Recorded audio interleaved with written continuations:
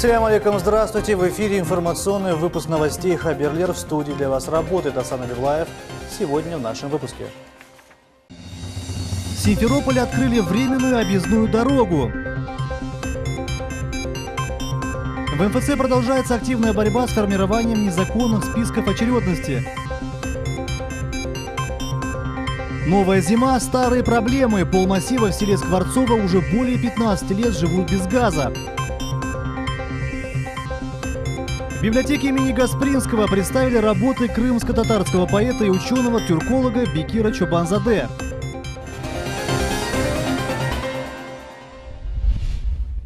Строительство Крымского моста ограничит судоходство в Керченском проливе. Запрет введен с 11 по 14 октября.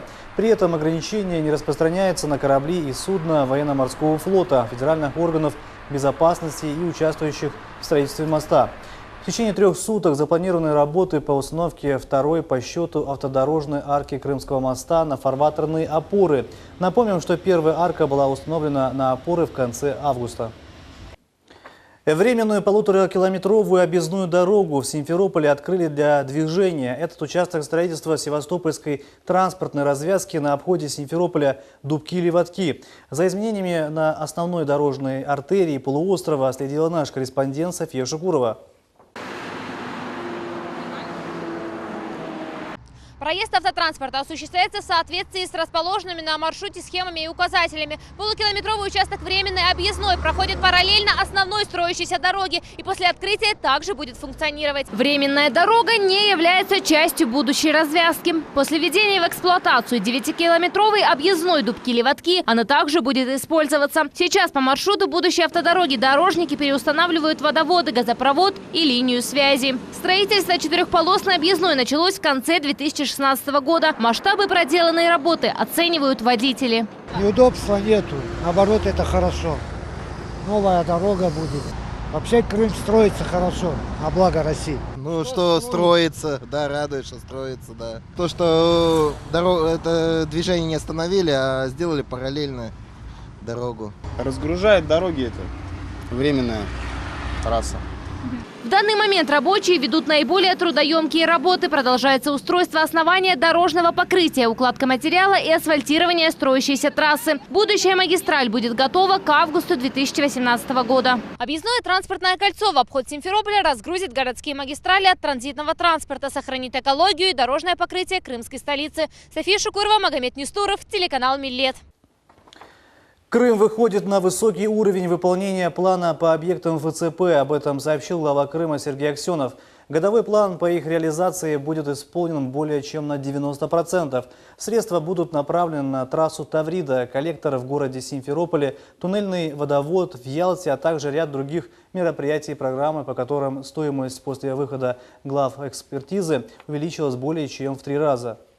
Поэтому вот на эти мероприятия, на все без исключения добавлены средства правительством Российской Федерации. С исполнения там около 75-80%, но у нас пока, я уже говорил, и прогнозы меня спрашивали, я ожидаю 92-93% исполнения, то есть федеральной целевой программы от первоначального плана ежегодного. То есть в принципе мы там на достаточно высокий уровень выходим. Пока не идеально, конечно, все, то есть и все равно будет ряд отставаний. Власти Крыма расторгнут договоры с подрядчиками по 2 объектам ФЦП в Евпатории. Это школа и детский сад в микрорайоне Исмаил-Бей. Вице-премьер республики Виталий Нахлупин сообщил, что по детскому саду исковые заявления уже поданы, а по школе в процессе. Строители либо вернут аванс, либо сдадут оплаченные работы. Новые торги запланированы на 1-й квартал следующего года. Их сдача в эксплуатацию запланирована к концу 2018 года. Напомним, что строительство школы началось в этом году. Она рассчитана на 480 мест. Объект обойдется в 356 миллионов рублей. Наконец лета подрядчик успел только вырыть котлован, уплотнить грунт щебнем и бетоном. Начал армирование фундаментной плиты. Минобороны опубликовала видео ударов ВКС по боевикам в Сирии. А в Бельгии около половины поездов не вышли из депо из-за забастовки. Об этих и других событиях смотрите в дайджесте коротких новостей. Минобороны опубликовала 4 видеозаписи ВКонтакте ударов ВКС по боевикам в Сирии. Их общая длительность составляет 55 секунд. Как рассказал сегодня официальный представитель Минобороны Игорь Коношенков, за последние сутки авиация нанесла 182 удара по боевикам. За ночь беспилотники вскрыли хорошо укрепленный опорный пункт террористов на восточном берегу реки Ефрат в районе города Миядин. Там располагался склад боеприпасов, а также сеть подземных туннелей, где укрывалось большое число террористов, выходцев из азиатских республик СНГ и Алжира. В Минобороны также сообщили, что в Сирии разбился самолет Су-24. Экипаж не успел катапультироваться и погиб. Самолет выкатился за пределы взлетно-посадочной полосы и разрушился. По предварительным данным, причиной случившегося могла стать техническая неисправность машины. Это уже второй Су-24, которого ВКС лишились во время операции в Сирии. Первый случай произошел в ноябре 2015 года, когда российский бомбардировщик был сбит турецким истребителем. В Бельгии около половины поездов не вышли из депо из-за забастовки. В Брюсселе пассажиров обслуживает одна линия столичного метрополитена. В рейс не вышли практически все городские автобусы. Бельгийцы своей массовой акцией выражают протест против сокращения финансирования государственных служб, пенсионной и фискальной политики. В школах России будет введен еще один предмет. Теперь дети будут играть в шахматы. Минобразования и науки планирует в ближайшие 2 года вести обязательные уроки шахмат в начальной школе. Об этом рассказала глава ведомства Ольга Васильева в ходе правительственного часа в Совете Федерации. Однако ждать прихода в школы профессионалов и гроссмейстеров не стоит. По словам министра, программа обучения для 1-4 классов в объеме 1 академического часа в неделю очень простая и не потребует от педагогов дополнительных компетенций. Программы построены таким образом, чтобы учитель любого возраста мог сам, используя методическую рекомендацию, научить ребенка играть в шахматы, пояснила Васильева. Такими были последние новости. С остальными событиями вы можете ознакомиться в новостных лентах. Асан?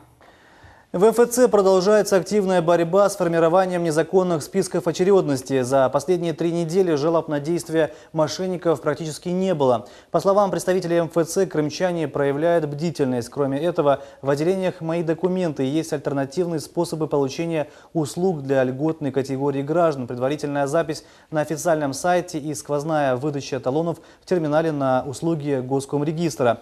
Случай незаконных списком сегодня был зафиксирован за пределами МФЦ в Ялте.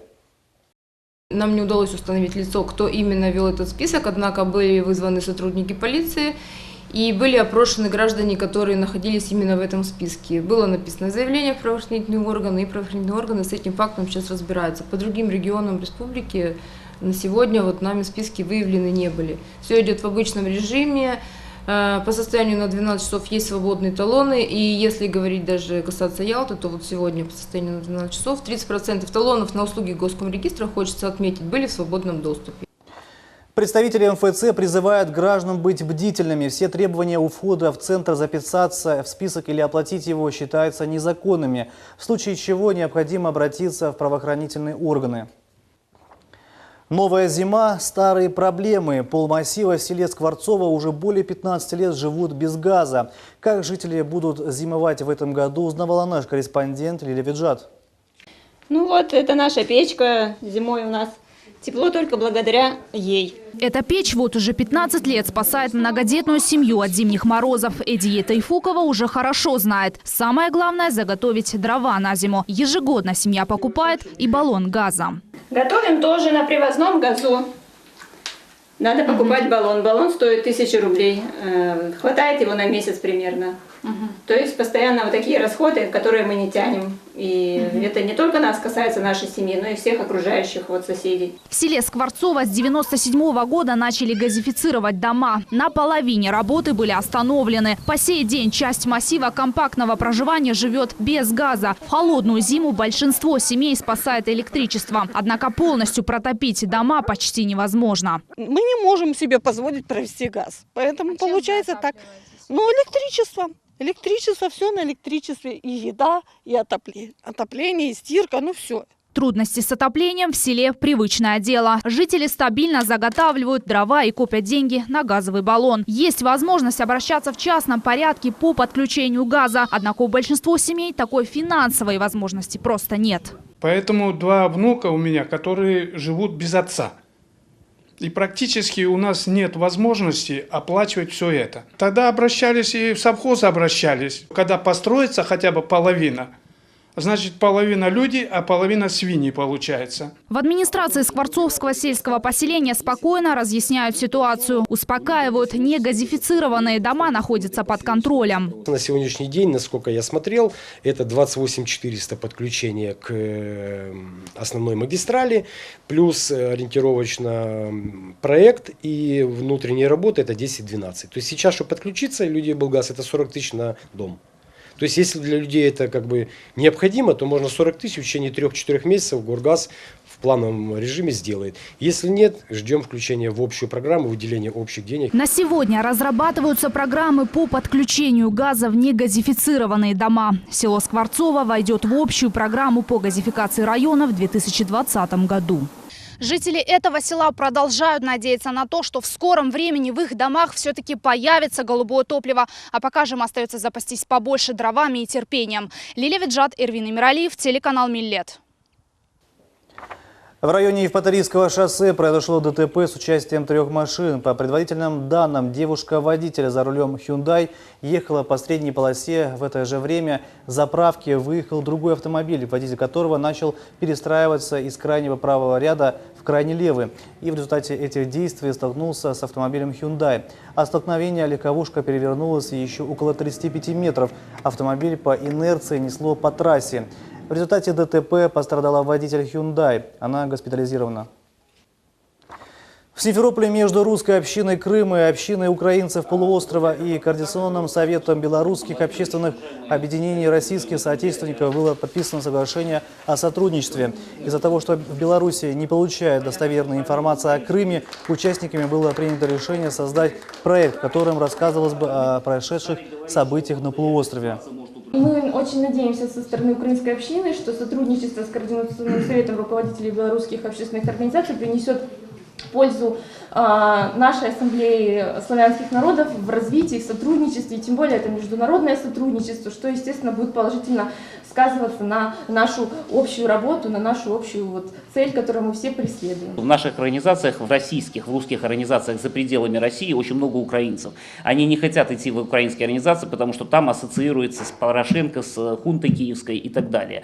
А вот сейчас стоит вопрос о том, что многие украинцы, они выражают желание присоединиться к Союзу России и Беларуси, видят будущее Украины в нашем союзном пространстве. И, конечно, они хотят высказывать свои слова и свою речь. И это очень важно, потому что до этого такой возможности просто не было. Поисковики обнаружили захоронение 81 солдата армии князя Долгорукова, относящийся к периоду русско-турецкой войны. Об этом сообщает пресс-служба Центрального музея Тавриды. В музее отметили обнаруженные в могилах вещи, металлические пуговицы, нательные кресты, иконки, свинцовые пули и монеты. В музее уже назвали обнаруженное захоронение сенсацией и задумались о его мемориализации. Захоронение русских солдат обнаружили поисковики отряда «Память Перекопа». Обнаруженные в могилах вещи переданы в Центральный музей Тавриды. Сотрудники пограничного управления ФСБ по Республике Крым выявили у 2 жителей Красноперекопского района по несколько единиц огнестрельного оружия времен Великой Отечественной войны. В ходе проведенных мероприятий в селе Вишневка по месту проживания гражданина Российской Федерации 1961 года рождения оперативные сотрудники выявили немецкий штык-нож времен Великой Отечественной войны, охотничье гладкоствольное двуствольное ружье без соответствующих документов на право хранения и ношения, карабин Маузер, находящийся в снаряженном состоянии, винтовку Мосина и 40 единиц патронов. В настоящее время материалы оперативно-розыскных мероприятий и экспертизы готовятся к передаче в правоохранительные органы для принятия процессуального решения о возбуждении уголовных дел по части 1 статьи 222 «Незаконное приобретение, передача, сбыт, хранение, перевозка или ношение огнестрельного оружия, его основных частей, боеприпасов». И о новостях культуры. В библиотеке имени Гаспринского представили работы крымско-татарского поэта и ученого-тюрколога Бекир Чубанзаде. Архивная выставка трудов подготовлена в честь памяти лингвиста. 13 октября, ровно 80 лет со дня его смерти, Бекир Чубанзаде стоял у истоков систематизации тюркского языка наряду с родным. Владел и несколькими европейскими. В 26 лет стал профессором в 2 европейских университетах. А в 1922 году стал профессором Таврического национального университета имени Вернадского. А позже его ректором. Ежегодно в его честь проводятся конференции, присуждаются премии и выходят сборники статей. На выставке представлены труды, научные труды Бекира Чобанзаде, связанные с языкознанием, с литературоведением. И, конечно же, его произведения. Произведения на крымско-татарском языке и переводы его произведений на русский, на румынский, на польский языки. То есть это говорит о том, что наш великий поэт, наш великий ученый доступен другим народам. Его могут читать на разных языках и таким образом знакомиться с нашей культурой, с нашим языком. 30 книг подарили общеобразовательной школе поселка Грушевка Судакского региона. Там прошла презентация книг, изданных медиацентром имени Исмаила Гаспринского. Руководство медиацентра имени Исмаила Гаспринского в фонд школьной библиотеки передали справочную литературу, книги крымско-татарских классиков, а также издания, посвященные народам Крыма. Меня очень радует, что здесь много национальных классов, где дети изучают крымско-татарский язык, что дети такие открытые, искренние, с радостью встретили нас и реагировали очень бурно, да, на наши журналы крымско-татарские, Йылдыз, газеты Ені Дунья. Были рады видеть авторов крымско-татарских живыми, да, как они были рады с ними познакомиться. Также педагогам и школьникам представили книги писателей: Аблязиза Велиева «Боевые офицеры», Эльмиры Черкезовой «Крымско-татарские художники», Урие Эдемовой, молодой писательницы Гульнары Ильясовой и других. Главный редактор журнала «Йылдыз» Дилявер Османов отметил, журнал популяризирует крымско-татарскую литературу, язык и культуру. Он призвал школьников и педагогов подписываться на крымско-татарский журнал на 2018 год. Также зачитал несколько строк, посвященных Йылдызу.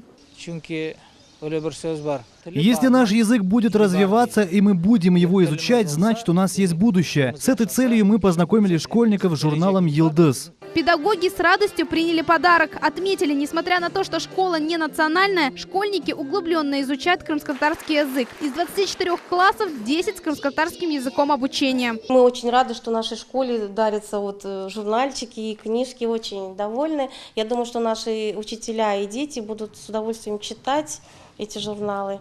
В ближайшее время руководство медиацентра, авторы изданий и общественные деятели планируют посетить национальные школы в Белогорске, Бахчисарае и в Евпатории. В этом году медиацентром уже издано 10 книг. До конца текущего года планируется к изданию еще 15. Стоит отметить, большое внимание уделяется детской литературе и творчеству молодых писателей. Султания Истакаева, Иван Евдокимов, телеканал «Миллет». А это были все новости на сегодня. В студии для вас работал Асан Абиблаев. Не переключайте телеканал «Миллет». До новых встреч в эфире.